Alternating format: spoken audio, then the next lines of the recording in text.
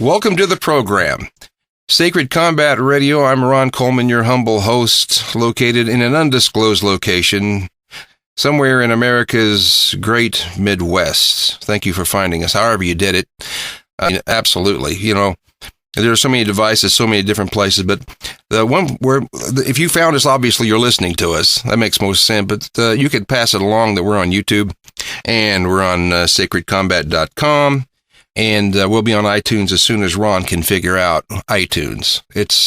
I don't know why, but it seems to be an issue for me. I guess I'm getting that to that age. Our guest today is Father Darrin Melina, CMF, a Claretian priest, exorcist, and one of the most things I noted here, he has completed the most extensive exorcist training program in the English-speaking world. Welcome, Father Darrin Melina. Hey, thank you very much. And just to clarify, I'm not an exorcist because I haven't got permission from the bishop where I live to do that. But anyways. Okay. But I know a little bit here and there. You know a little bit, I'll bet. Let's talk about Claretian priests a second. Roman Catholic. Sure. Say it again? Roman Catholic. Yep, very Roman Catholic. Founded by St. Anthony Mary Claret in the year 1849 in Spain. We're about 4,000 priests, brothers, and seminarians throughout the world. We're in 62 different countries. We're very missionary in our outlook. We're we're servants of the Word of God. We believe in preaching the gospel in urgent, timely, and effective ways, which is the message stays the same, but the message changes throughout the years. So we're very open to various forms of evangelization. We brought the Cursillo movement to the United States. We brought it to the diocese that I'm at now, and we used to not do parish ministry, but now we do a lot of parish ministries, hospitals. We've had guys do media ministry, all kinds of things. And we have one of our guys from our province, to the Western Province, actually up for beatification. So we're working on that case right now. So wow. I've got a question whenever I get a chance to ask a religious. Sure. I honestly believe people are called all the time. God calls them. He doesn't. I don't know how you do it exactly because I've never been called by God to be a priest. Mm-hmm. But how did you know? How did you know that you were being called? Well, I was kind of like a doofus when I was in earlier years, so I had no desire to be a priest.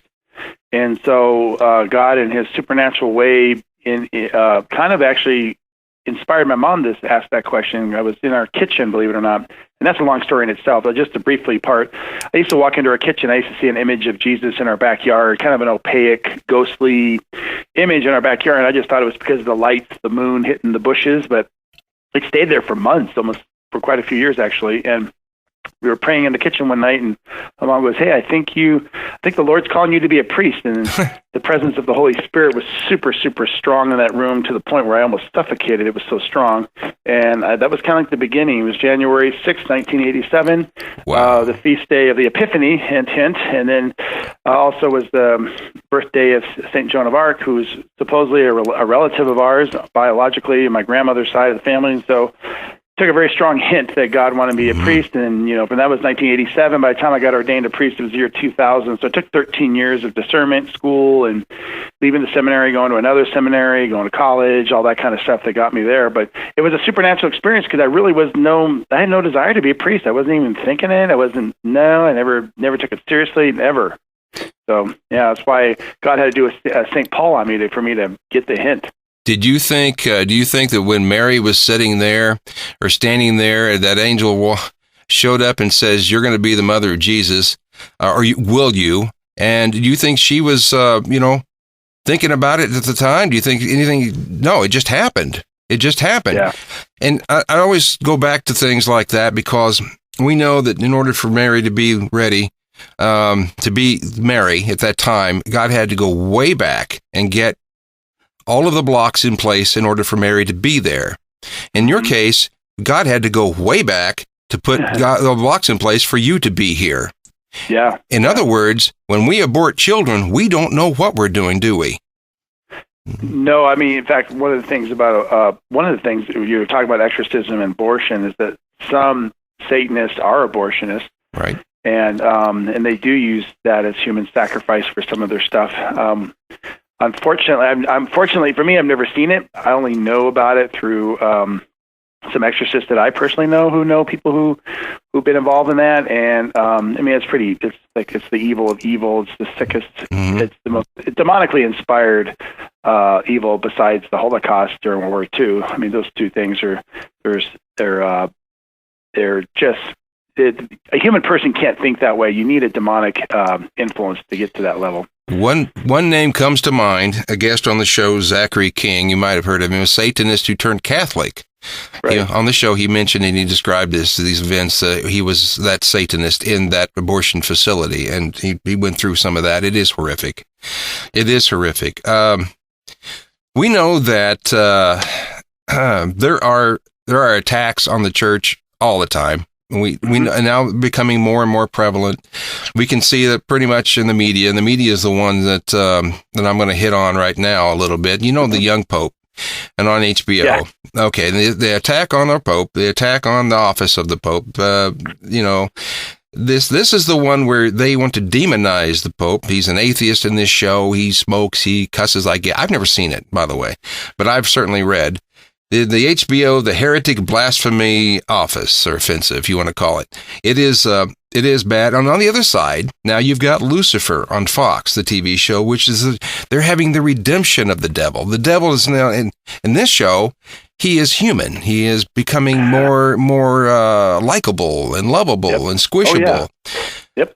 Okay, in an Exorcist, let's just get to the real nut of this. The Exorcist, I've heard reports that there aren't enough exorcists to keep up with the demand. That is correct. I could say that the institute that I participated in and the training that I participated in, we had 54 in our class. There's probably another 40 in the new class. It's every 2 years. If I was a bishop and I wanted to be proactive instead of reactive, if I had deaneries, I would have an exorcist per deanery, and if I was in a major city, I would have at least an exorcist at all major cities, because you're always going to have I would figure out the population. Basically what we're doing in our diocese is we have investigators, which is what I am.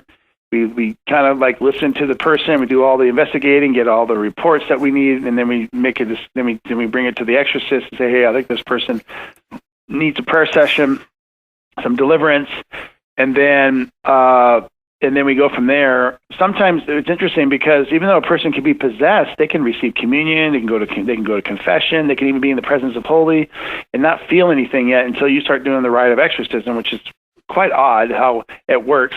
Sometimes they start manifesting when the priest walks into the room. I haven't had anything that strong happen to me yet, probably because I'm not an exorcist, so the demons know that. They're very legalistic, and they know the rules very, very well. They know that the Catholic Church, has the authority over them, and the priests who have got permission from the bishop to do an exorcism, the demons also know that priest has authority over them.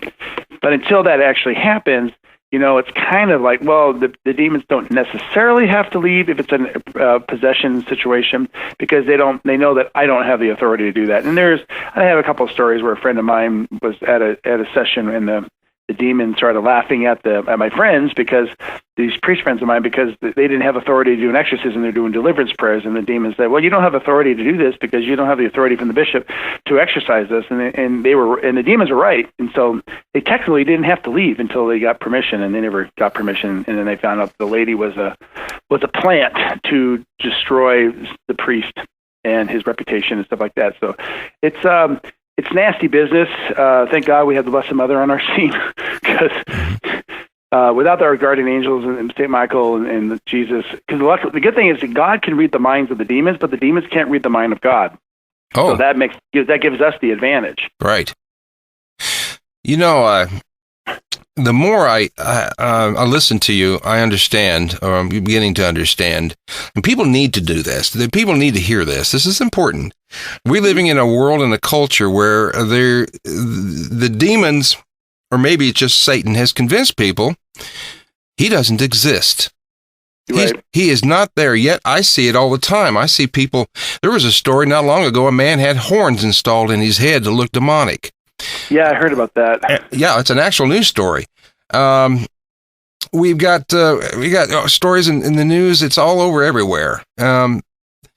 But what you said, you go back to a minute to what you said. The demons, they are conversing. They're conversing and through this person. This I call it a victim. Is that how you would describe these people? It can go either way. It could be a victim. Like they were part of a satanic coven where the parents brought them into the world in a satanic community, Satanist community, or they willingly, by complete ignorance or willfully, just there's various variations on that. However, the devils get either attached to them or they have a situation where they're attached, oppressed, depressed, obsessed.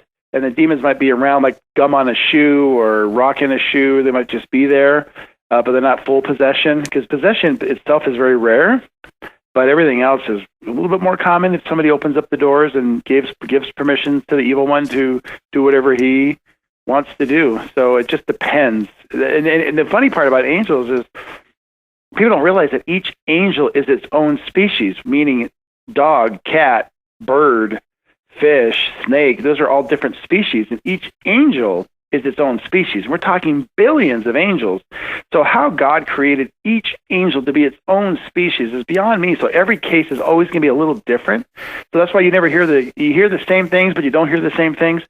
So it's like there's always something different. Like, oh, okay, because you have to realize that there is no such thing as every case is always the same, but some things are the same. It's just it's hard to explain sometimes, but there are certain things that you could tell that this is demonic, and then this case is unique in particular for whatever reason. A third of the angels fell. Are you talking about the demonic angel? I'm talking all the angels are their own species. Okay. Every angel is his own species, good or bad. Good or bad. So these are angels that have fallen, so they've turned to the demon. Right. Demon, fallen angels. Yeah, they're all the same. It's synonymous, I should say. How do they get attacked? This is important. People don't probably understand this either. I understand you can buy a Ouija board for $20 on Amazon. You know, we all know about Ouija boards, yet they're still sold, and there's still kids out here going to try them this weekend.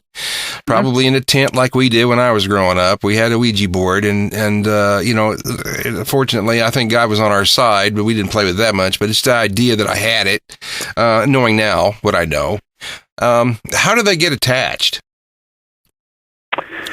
So one of the things that I would do if I was hearing your confession right now, I would say, have you confessed it? You probably would say yes. And so the next thing I usually do in confession is I have the person renounce their involvement with the Ouija board, tarot cards, palm reading, tea leaves, anything they've been involved in the occult, whether it's New Age, all the above, yoga, certain aspects of yoga.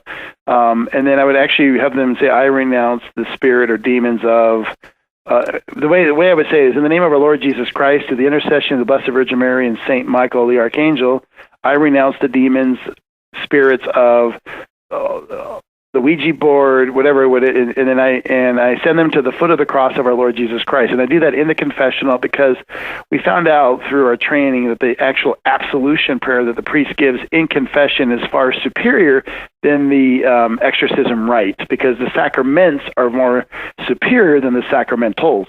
So maybe the next time you go to confession, you want to renounce that in the confessional, and if there's any demonic spirits attached to it, just because they're not manifesting themselves now doesn't mean they might not manifest themselves later. So this is kind of like more preventative medicine, just in case, than versus finding out later, oops, I should have done this earlier. So it doesn't hurt you to say those words, and just, you know, if there's any attachment. Like I've gone to a bishop, I've been to confession with a bishop that wasn't from my diocese, from another diocese. I don't know, it was like 4, 5, 6 years ago. And I said, you know what? I said, can you just expel any demonic attachments that might be there? So whatever there was, if there was any, there aren't there now.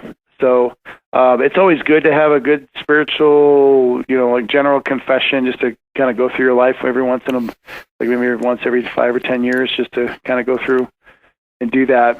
But like if I'm hearing a confession from somebody like that who said, hey, I played with the Ouija board when I was a kid, I'll have them renounce it just in case there's something there. You know, there's things about this that just freak me out. I'm sorry. I cannot imagine something that I cannot see. That I say this a lot. I mean, because it really does. The idea that something that is apparently not there can push you, can touch you, can scratch you. Zachary King on the show, he told me that the one kicked his legs out from under him. There's just some things about that I guess people believe if you don't see it, an atheist might say, you don't see it, it's not there. Well, these are some freaky things. And of course, there's ghost shows out here that go out every weekend. I guess, of course, the shows are on the weekend. They're out there and take their gadgets with them. They go to the homes and the houses and they try to tick off a demon. Not a good idea. Actually, so you make a very interesting distinction here, because there's a distinction that needs to be made, and I think that your listeners really, really need to understand this. Ghosts are not your problem. Demons are. Ghosts are just poor souls in purgatory, and for some reason, in a particular place, at a particular time, at somebody's house, someplace, saying, "Hey, say a mass for me. I need to get the heck out of purgatory so I can get to heaven." Ghost, I would take a ghost 1 billion times more than I would take a demon in a place, because a ghost is just trying to be an obnoxious little teenage brat trying to get your attention so you would say a mass for him so he can get released. And whatever reason, who cares what the reason is why the soul's there? If you can find the name of the soul or the owner. Or sometimes when somebody commits suicide in a room, the ghost will still be there, the soul will still be there for whatever reason. Nobody fully understands why ghosts exist and why they try to get their attention and why certain people are allowed to get people's attention and others. There was a true story. It was a back east convent, and these 4 sisters had died like a century before these priests got called about, hey, you know what, the ghost things at this convent we're getting at it. So here I'm thinking, like, 90 years, these ghosts have been haunting this convent, and these sisters who apparently died there 90 years before. And so they were still stuck in purgatory. So it made me think, like, what did those sisters do to be stuck in purgatory for 90 years? But anyways, the lights would come off. I think the light bulbs would be busted. Obnoxious stuff like that. Turn on water faucets. Nothing that make you freak out or have you change your Depends or something like that. But they the priest told these other priests, hey, you need to say mass 4 times in these 4 places where they're appearing. And the priest freaked out because they weren't used to this. And so the priest freaked out. So they had another priest go in there and finally say all the masses that were necessary to release those souls.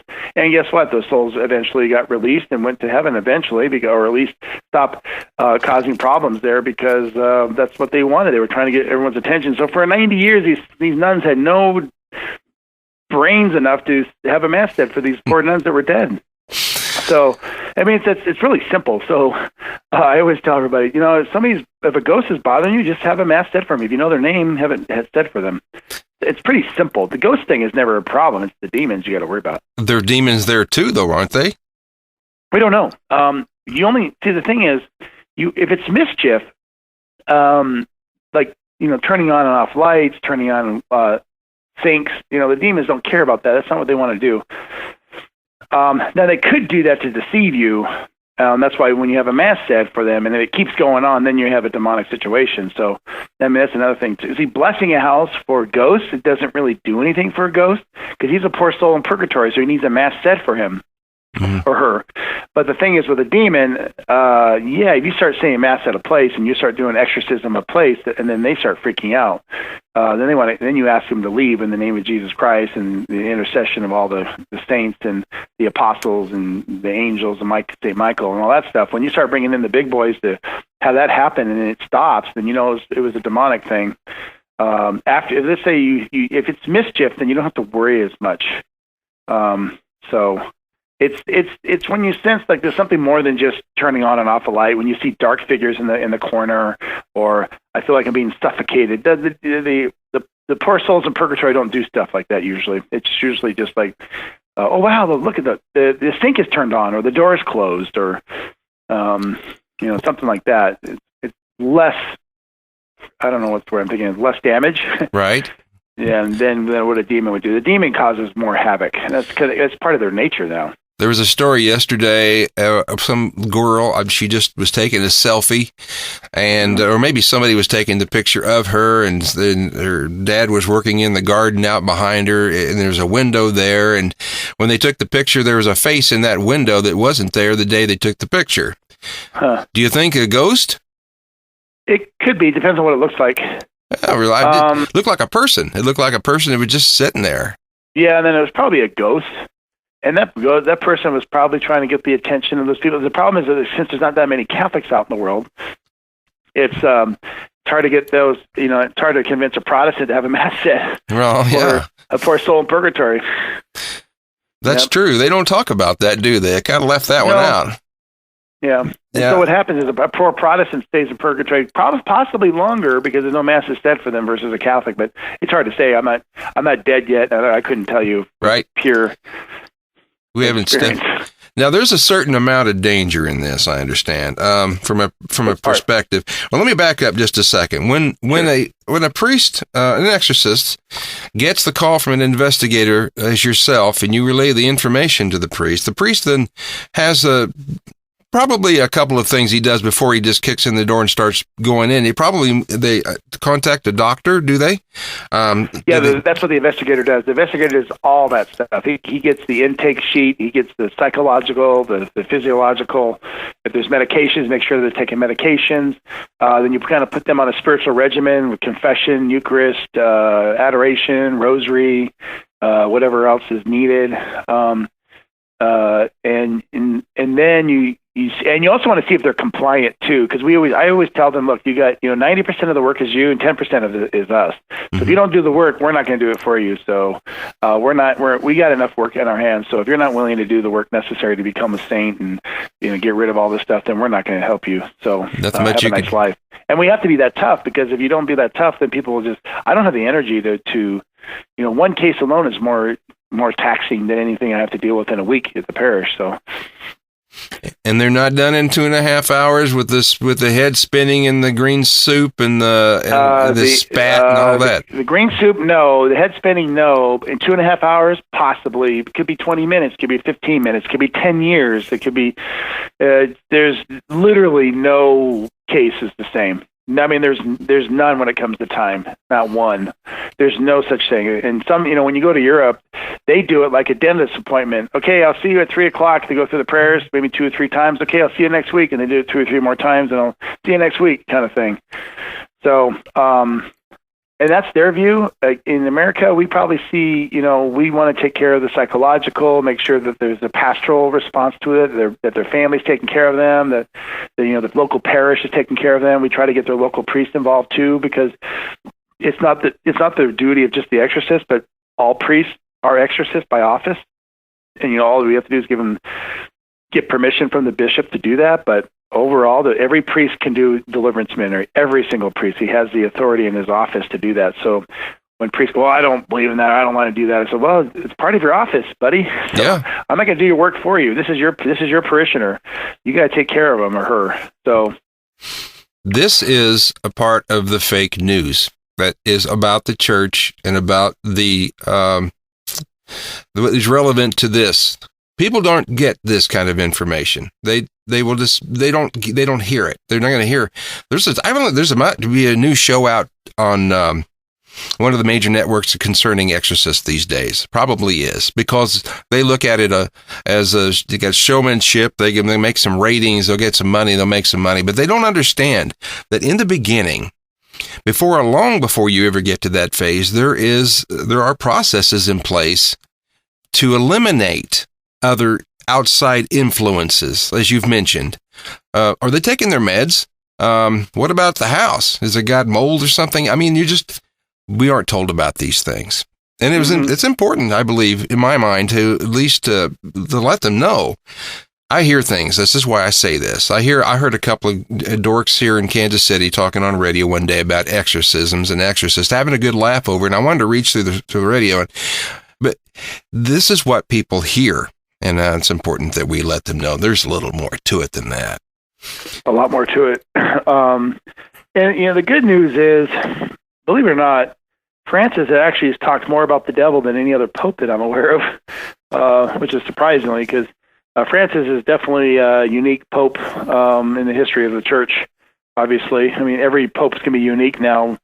But he told the mafia point blank. I read the quote: "You're going to go to hell unless you convert." But point blank, he talks about the devil all the time. Surprisingly, he talks about compassion. Of course, he talks about mercy a lot because he gave us the year of mercy. We have a year of unity. It'd be interesting to find out this year if we're going to have more converts coming into the church next Easter, or people coming into the faith that were Protestant. It'd be very interesting to find out. I'm interested to find out even if the Orthodox come back to the church during this year. That'd be awesome. Yeah. Or the Society of Saint Pius X, that they're going to get in union with Rome. It's going to be really interesting if that grace is going to really infiltrate many hearts and souls. And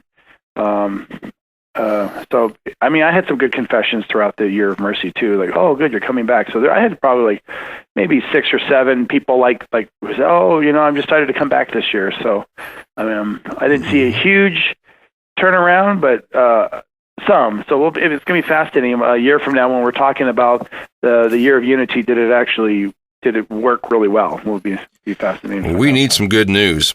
There's no doubt about it. We can certainly use a little bit of that. Not long ago, a year ago, there was a lot of talk about the black masses. And this was, and still is, we're having 10 commandments removed from locations like schools. And the atheists seem to be having their way. And I don't think they're just atheists. I think there's more to it than that. But they seem to be getting their way into removing God from the public square, at least trying to. And then we're replacing it, in the public square with black masses. And, stealing the host and all of that. Yeah. Combating that with prayer. There's a lady that was arrested because she did a rosary on the steps of a black mass. They were in the building. She was out. She got arrested, and they just dropped the charges, or I don't know, knocked it down to mischief or something. But it's not. That's why I say we need some good news. Well, the good news is we don't have a president of the United States who's going to put somebody who's pro-abortion into the Supreme Court. Right. To me, that was. To be honest with you, that's all I cared about in this last election.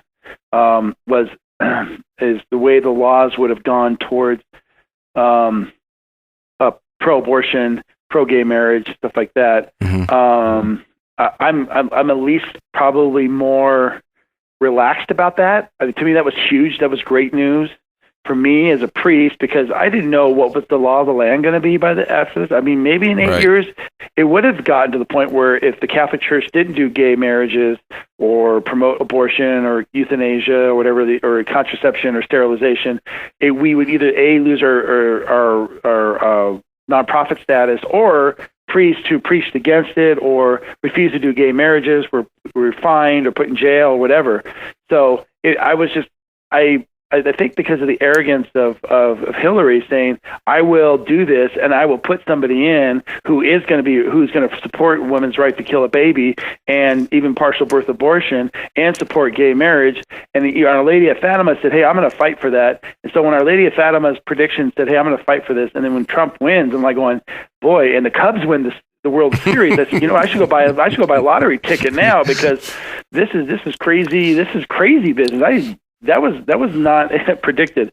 So I should have bought a lottery ticket afterwards, but I didn't. But I mean, the thing is, that is good news to me, because now I'm, hopefully that aspect. Now, I'm not saying that everything that the administration is now is perfect, but I'm saying that part, as a Catholic and as a guy who wants religious freedom, I'm excited to say that that's the good news for me. So it's going to be interesting to find out the next 4 to 8 years what's going to happen. There's a lot of nasty things about Hillary. There's just some things that we don't talk about here. I won't even talk about it, but the whole issue of her and Podesta, and he's attached to the emails that came out about a satanic sister-in-law. I mean, all of that it gets pretty deep, gets pretty bad. As pedophilia you're talking about. Well, that's some good news, and I'll take it. We had 8 years of a presidency, of an administration that just hammered this church, whether they meant to, or whether they didn't. They had our nuns, my gosh, had to go to the Supreme Court. I read an article from the Washington Post, I think it's the Post or the Journal, one of those two, that said, I think that's what was the downfall of all the Democratic Party's downfall of this election, because when you start picking on nuns who work for the poor, that's like really bad. That's just like, I mean, you can't pick on nuns that work for the poor. I mean, that's just dirty. So that was his point. I think that was the last straw. Going back to exorcism, what else do you want to know? Well, I'm still a little fuming over that. I have to pay a fine this year for that because we didn't participate, right? We're not going to give contraceptives. We're not paying for that. So this whole Obama deal with the health care, we're going to $2,000 plus we got to pay this year to stand your ground. And so we're standing our ground. Hopefully next year that won't be the case, but there's a penalty for sticking up for your rights and doing what you need to do. It's not always free. Where do we go from here when it comes to a sense in the world that we live in? It's just so much. Where do you start? In the media, how do we change this? How do we fight this whole thing about suddenly evil is good and bad is wrong and everything's turned upside down? We've got evil is good and good is bad. Right. How do we change our kids? Well, Jesus said we'll never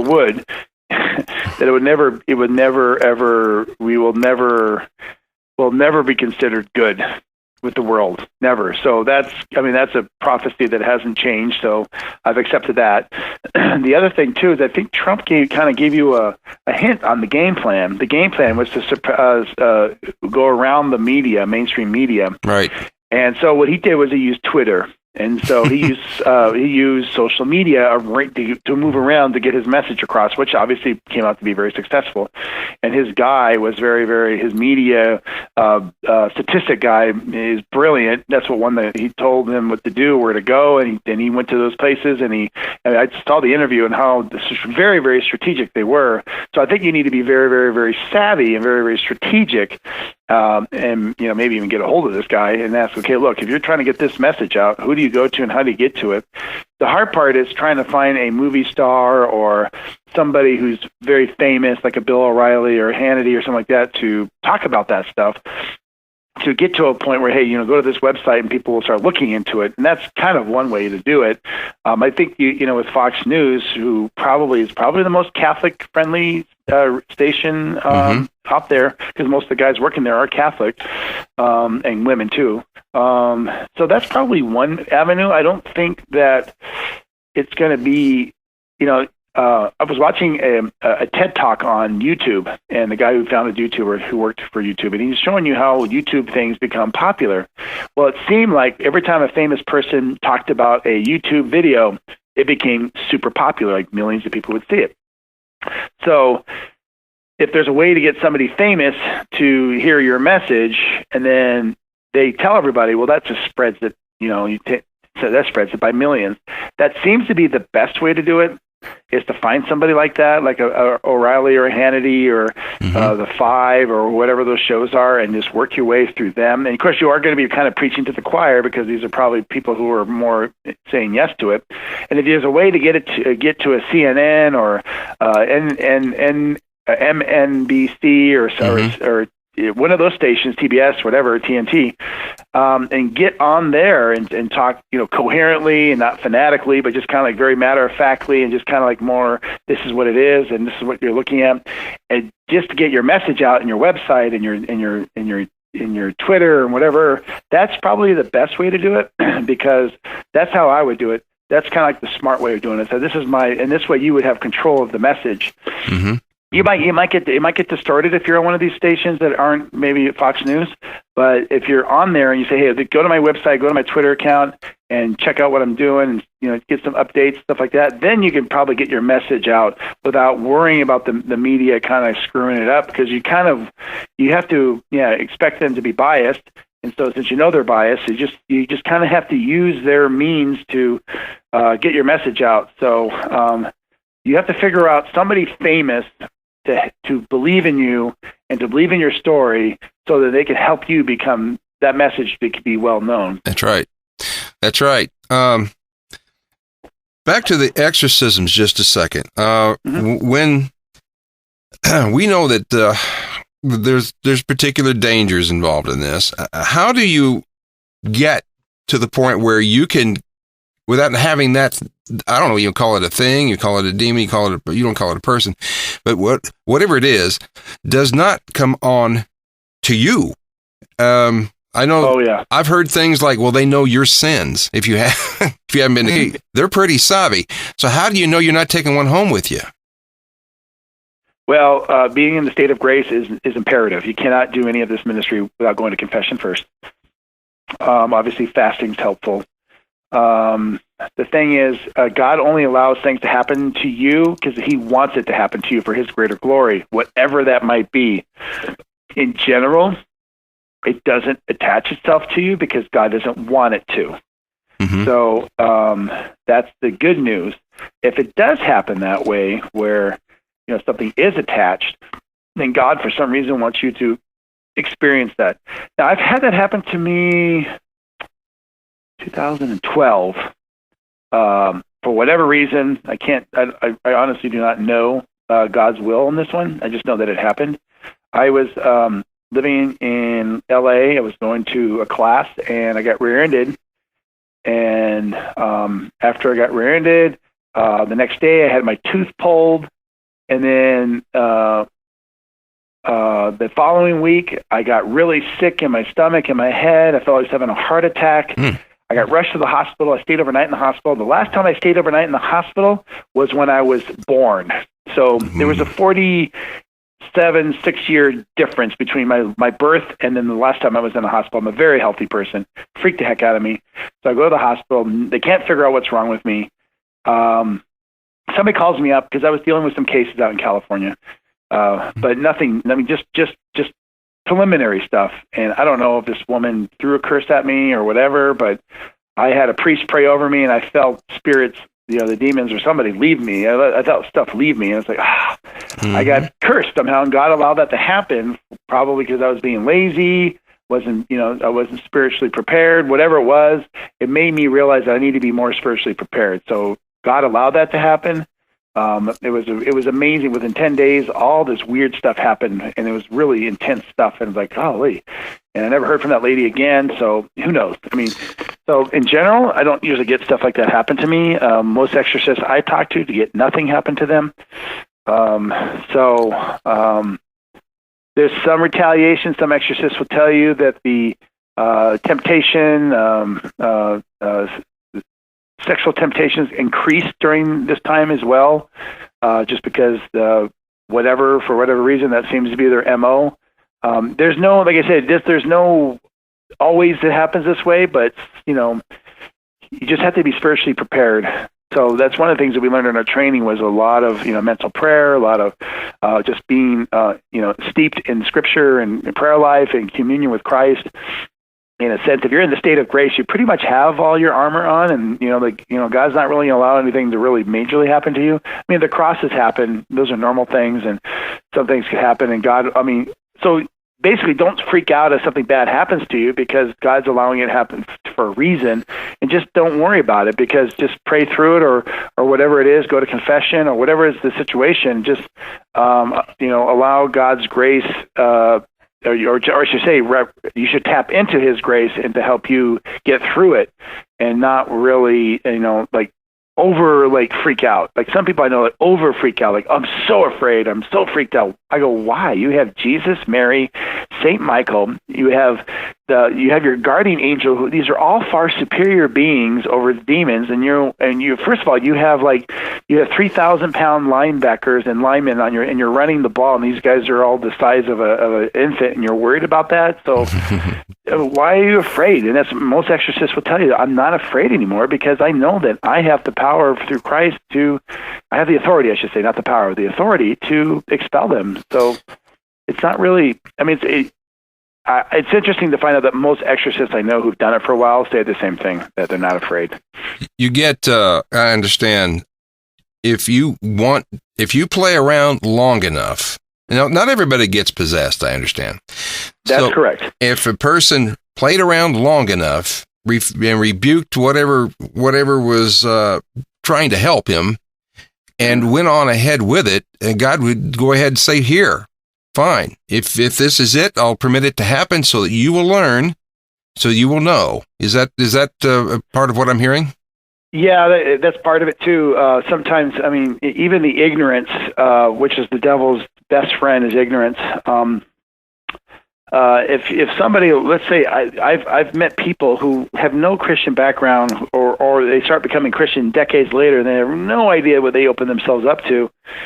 There's cases where, the person's like felt this, they had this sixth sense. They had just had this weird gift they've had their whole life, even before, they're thinking, were intelligent enough to figure out what life was about when they were kids. And then now they're adults and they think that this is a God-given gift. I'm going, no, I'm sorry. That's not even part of Christianity. You've been deceived. And it's hard for them to say, wow, I've been deceived this whole time. You go, yeah, you have. But it's psychologically, people don't understand that when somebody has been deceived for so long, it's a psychological problem. It's not an intellectual problem of like, oh, okay, I got to stop this now. Because some people find it hard to believe that they've been deceived for so long. And so the ignorance is definitely not, that's why the more they know, the better it is. And of course, I'll get people who are like, what do you really know? It's like, well, I'm sorry, I'm not an expert, but I know way more than you do, and this is what the exorcists are telling me, and you're clueless, and you think your your ignorance is going to be helpful for you, and they almost have an arrogance, like I'm the stupid one, and they're the smart one. It's like, really, it's the opposite. You're the one who's clueless, and I'm the one who kind of knows that what you're doing and what you did was completely wrong. Do you think it's true that Satan uses people?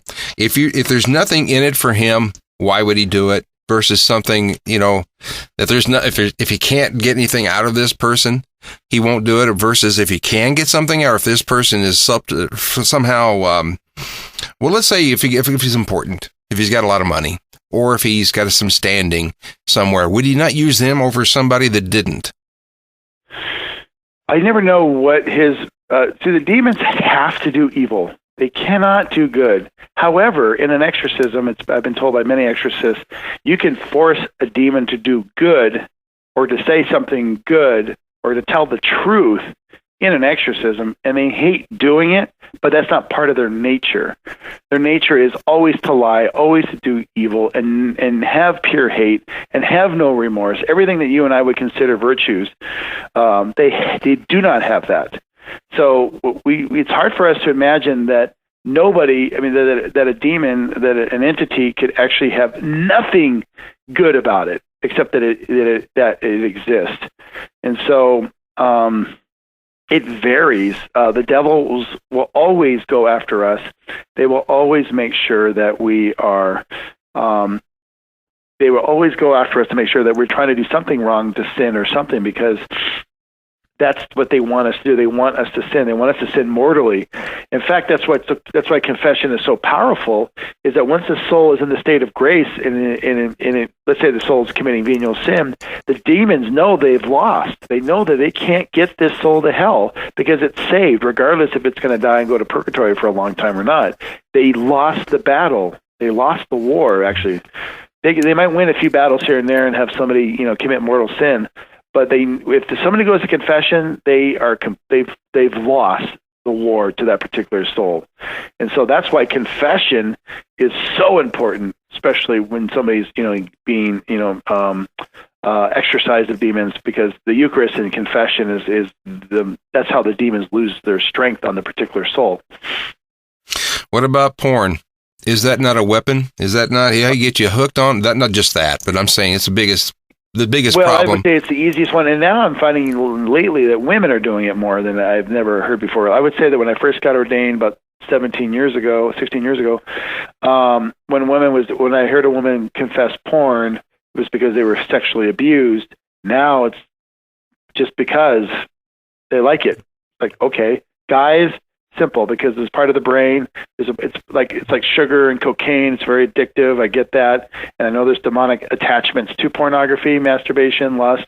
And so what I usually do is what I told you before early in the program is like I'll have them renounce those demons as well, through the intercession of our Lord Jesus Christ and the Blessed Virgin Mary and St. Michael the Archangel. I reject the demons of lust, pornography, and masturbation, and I send them to the foot of the cross of our Lord Jesus Christ. I have them do that 3 times. Because it's like you can put a curse on that needs to be done 3 times. I have them bless themselves and reject these spirits 3 times. And I can tell you, a lot of men and women that I've talked to will say they felt something leave them, even though they've gone to confession for decades and felt like they had this problem. So I always ask the question, I go, is this an addiction? Does it happen every once in a while? They go, oh, every once in a while. And then I go, it's not an addiction. The other thing too is triggers. What is the trigger? And I think there's a Bishop Olmsted of Phoenix had stated, wrote a book called Into the Breach, and he talks about men and pornography, and he says that some of the triggers for men is boredom, stress, loneliness, whatever those triggers are. And so when I've talked to guys who are addicted to porn, it's not just a demonic thing, but it's also a human element too, where if they get in a situation where they're bored or they're stressful, then they get on the internet and then they start, looking at pornographic sites, and they are pure of themselves. So I look at triggers. So, okay, I say only you can control the triggers. If you're in that trigger situation, get out of it immediately. And the next thing I tell them to do is I need you to change the subject in your mind. So I tell them to do is to pretend that you're brushing your teeth. What are the 5 things that you need to do? Visualize brushing your teeth or tying your shoe or washing your car or something very mundane. Because what you're trying to do is you're trying to change the images in your brain. Because of all the addiction programs in the country, alcohol, drugs, cocaine, whatever, heroin, those are more effective than sexual addictions. Because sexual addictions, you can't control the memory. You can't take them out of their memory. You could take a drug addict and throw them into a room, lock him into a room, and let him detox for the next 2 weeks. But you can't do that with pornography because it's in the memory of the person. So you have to change the image in their head, change their triggers, and then also reject these spirits that are part of it. So it's not just a rejection of spirits, but you have to do the human element as well. And some people just like, what, I don't feel like I could. And then you get people who are presumptuous of God's mercy, and they start going to confession, like, well, I'll just, commit this mortal sin, and I go to confession tomorrow. And that happens too. Yeah. And all the above. I mean, there's not just one solution to it, but and we're still weak human beings, and because pornography is so easy now than it was 30 years ago, if it wasn't for the internet. But I mean, I love the internet in a sense that I can do other things too that are great. But sure. That's one thing I don't like about it. The demons don't like you. They don't like me. They don't like us. Word. Yep, hate. They hate. The reason they hate us is because they aren't going to be where they weren't selected, right? They were selected. They rejected it. Right. And you say they have to do the evil because the one they serve is the evil. Now we got to get through this. Some people's skulls that Satan somehow is this wonderful fuzzy guy that's he is, like he is on the shows, like he's human. He is not, and he doesn't like you. He hates you, and he doesn't want the best for you. So, I mean, we got to get over this. This business about I see more skull and crossbones on tattoos, on clothing now. I see it, like I said, horns in their head. They're trying to manifest themselves to be this, and that's like somehow good. No, they get punished for not doing bad things to you. Is that right? I would say that I haven't heard that yet, but it wouldn't surprise me. It wouldn't surprise me if I wouldn't say if they wouldn't do bad things. I would say if they failed. So I could see like sometimes what happens is somebody's possessed and they have a big boy in there, and then they have all these little pawns that are pawn demons that are surrounding the big boy in there, and then what happens is those little ones have to do what the big boy says, and they get taken off and they get exorcised and sent to hell to protect the big boy. And so that happens a lot, according to what some exorcists have told me. So it's funny because you think they know that God's grace is far superior, they know that, but they still hate it when they fail. And I think that's one of the reasons why they hate the Blessed Mother and why we absolutely love her is because the demons failed to make her sin. They never got to her because of original sin. She is the greatest creation of all time, human creation, and never was always perfect, and the demons can never make her fail. She was completely protected by God, full of grace. And so that's why she has more power, if you will, and authority over the demons than any other angel or Jesus, in a sense, because they expected Jesus is God, so that, there's nothing they could do about that. But here was this creature, body and soul, perfect, never sinned, and died in the state of perfection, gets assumed into heaven. Now his body and soul, the only human being in heaven right now, a human person as well, in heaven. And so she has complete authority and complete power over them, and they hate that.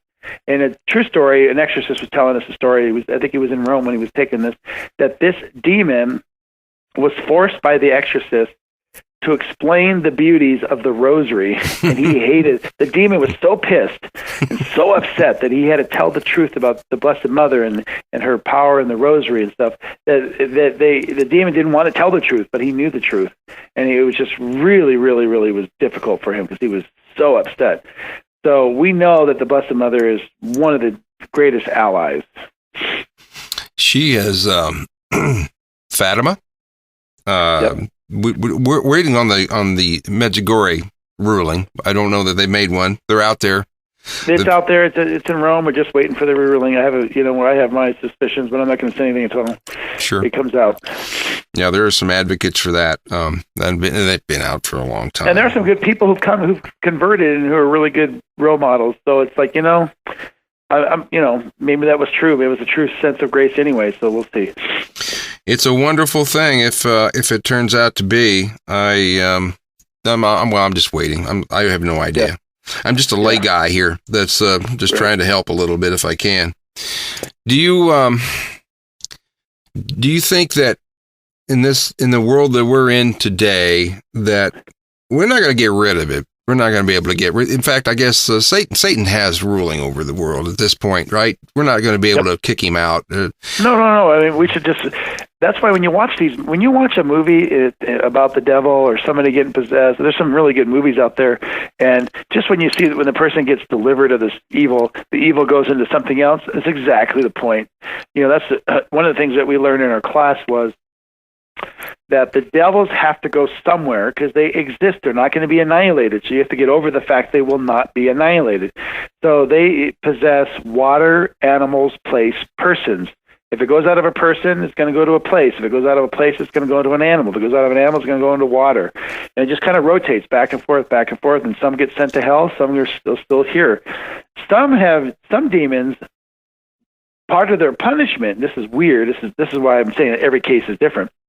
One case was this demon was given permission to possess somebody, but the torture was way worse than the demon had given the person, because that was his punishment, that he was going to be tortured during an exorcism, and then he got sent down to hell afterwards.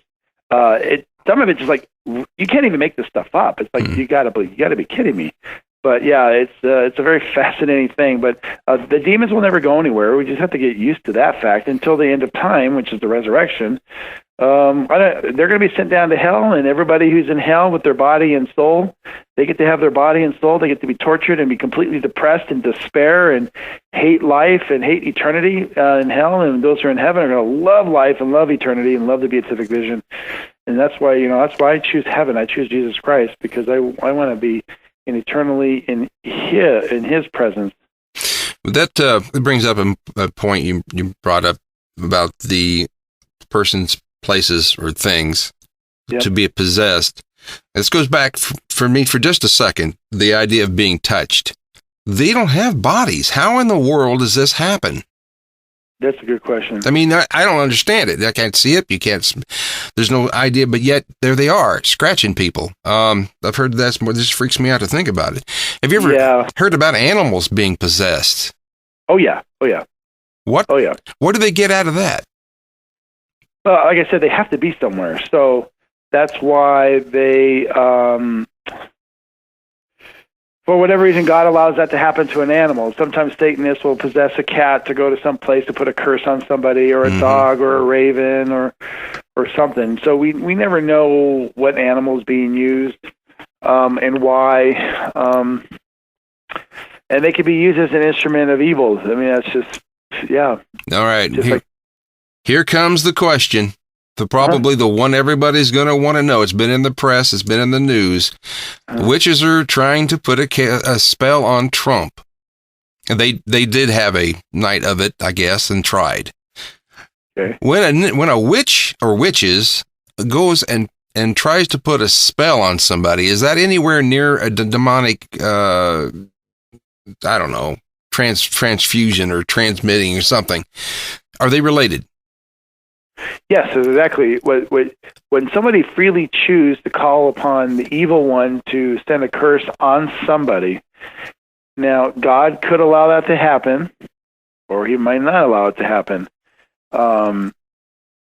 It makes you wonder why no witches wanted to put curses on Obama or Bush or Clinton. You never heard those stories. Right. So when you have evil people like that explicitly wanting to put evil on somebody who supposedly is evil, that's really odd.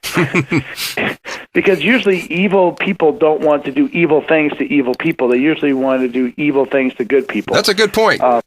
So, I'm not saying Trump is a saint, because nobody would ever say that. I don't think anybody would say that he's a saint by any stretch of the imagination. But I think his agenda might be, a good agenda insofar as the religious freedom goes. I mean, really, it really boils down to this religious freedom thing. I think all the other details of other things that are going on, and the ISIS, and trying to figure out the security of the country from immigration to whatever. We all have our own opinions about that. That's fine. But what I'm talking about, like when you look at the religious freedom and what we stand for in this country, we love our religious freedom, and to try to take that away, that's demonic. That's evil. That's not from God. God doesn't want us not to have religious freedom. He wants us to have religious freedom, and that's probably why the miracle and the upset of human history of Trump winning this election was that God honored his willingness to give us religious freedom, regardless of what religion you choose. Now, those witches and there's probably more than just those people. There's probably other people trying to send curses upon the United States government and this administration. Or there could have been witches and demons. I mean, as Satanists who were probably encouraging Obama to do more evil with the health care, supporting contraception and so forth. We don't know behind the scenes. We're going to find that out probably on the last day at the resurrection, who was doing what. And what happened and all that kind of stuff. So all I used to do was pray for that God. I always, at every public mass that I would do at the church, I always prayed for the Pope and his message, and I always prayed for government leaders. Didn't say who in specific. I meant all government leaders throughout the world would enact laws and govern us according to God's ways. And some of my private prayers were that whatever evil is planned on in America, that it be lessened, whatever that is. And I never knew what it was. And so I just think that if these witches, which is probably true, they're trying to put curses on him, if God allows them to take place, okay. But maybe he doesn't. Maybe they get rejected back. Now, I don't know what happens exactly. If a curse goes out, if it comes back to the person sending it, what happens there? There are some stories that it gets worse for the person who sent the curse out, but I have no proof on that. I'd have to talk to a Satanist who became Catholic. It'd probably be interesting to ask the Zachary guy what happened if a curse came back. That would be something you might want to ask him. That would be interesting. Because I don't know what happens. But if those witches... I mean, unfortunately, we all have freedom, so those witches, Satanists can do whatever they want, but if God doesn't allow it to happen, it ain't going to happen. Do you think a witch or a warlock or any of these people that play around with this, they know their destiny isn't going to be good? You would think they would know that. Why would you want to be a witch, do you think? I think the power, the pride, the arrogance, thinking that, oh man, I'll have all these souls under me. I'll be like a general. When I've heard guys who started worshiping Satan, I've heard them in interviews on TV. They actually believe that the father of lies is telling them the truth, that they're going to be somebody big in hell. I mean, to me, it just blows my mind that's it's the ignorance, and that's why shows like this and everything else. You want people to realize that the father of lies will never ever tell you the truth unless it's during an exorcism, and the Blessed Mother forces that demon to tell you the truth. That's the only time the demon's ever going to tell you the truth, is when the Blessed Mother, Saint Michael, or Jesus says, "Okay, demon, tell me the truth." Until that happens, you'll never get the truth of them. They don't have to give it to you because you're not in an exorcism situation. So they're not legally obligated to tell you the truth. Man, that's it right there. Father Darrin Melina, our priest and now friend, can you give us a blessing, sir? Sure. We ask that Saint Michael, the Archangel, your guardian angels, the Blessed Mother, Jesus Christ, all the angels and saints, the apostles, come upon all your listeners, your ministry, and from all the people throughout the world who are having demonic problems. Be blessed, brought to the truth, and brought to eternal life. In the name of the Father, the Son, and the Holy Spirit. Amen. And it is my hope that people hear this and move it. Keep it moving. People need to know. Put it on my Twitter. If there's a way to link me, my Twitter is at Cali, CALI Priest. Okay. At Cali Priest, and just put it on my Twitter. I'll do it. And then I can put it on my Facebook, and then we go from there. We'll do that. It'll be on sacredcombat.com, which is the site you'll find for your Catholic news, and now the show. It'll be on Facebook and eventually on iTunes and on Twitter. We can certainly put that over there for you. And I thank you for your time.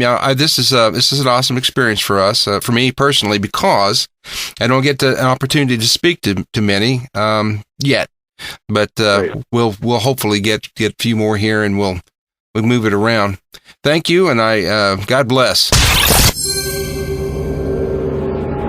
Ron Coleman, Sacred Combat.